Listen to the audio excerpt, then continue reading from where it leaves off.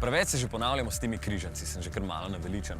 Ampak ja, so popularni. In vsak 5. prodan avto na svetu je križanec, pri nas pa vsak 10. Japoncem je odlično uspelo s prvo generacijo Qashqaia in ker so v navezi s francoskim Renaultom, je bilo tako jasno, da bo enkrat nastal tudi takšen Kadjar. Se sliši zanimivo? Ker je. Ker je tale avtomobil dobil ime po kometu, ki je bil velik točno toliko kot križanec, točno 4,45 cm in se je pred 10 leti nekje tamle odbil od atmosfere. Sej ne. V bistvu gre za zloženko besed kat, kar se lahko sliši kot quad, torej štirikolesni pogon, in ja, talega ima, in pa žar, kar je agilnost. Captur je dobro začel trend Renaultovih križancev, ker od spredaj res dobro izgleda, še posebej ta z velikima LED žarometoma, vmes ne manjka niti velika maska z ogromnim Renaultovim logotipom. Od Qashqaia je tudi 3 cm širši in 7 cm daljši, vseeno pa ima prepoznavne linije, ki so bolj mehke in gladke. Znotraj je zanimiv miks med Qashqaievo in Renaultovo obliko.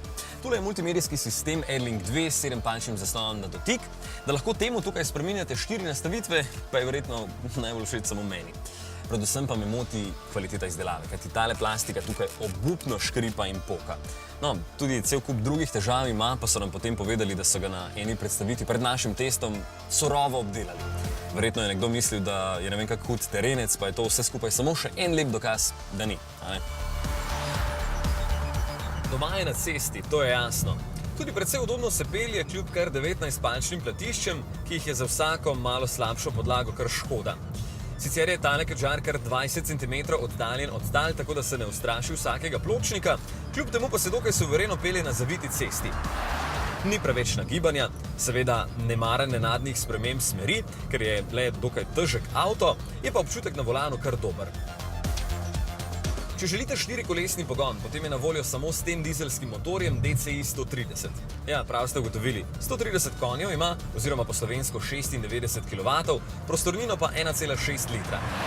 Motor je precej neodločen pri nižjih vrtljajih, potem pa konkretno potegne, ko se nekje pri 1600 vrtljajih prebudi. Dobrih 7 litrov porabi povprečno, kar je, ja, v povprečju.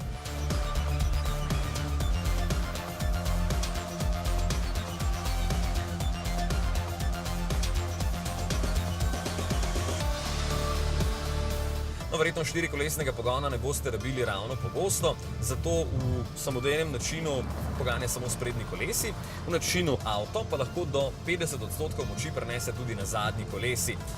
Če želite, lahko v načinu lock konstantno vozite do hitrosti 40 km/h, tako da je moč razporejena 50% naprej in 50% nazaj.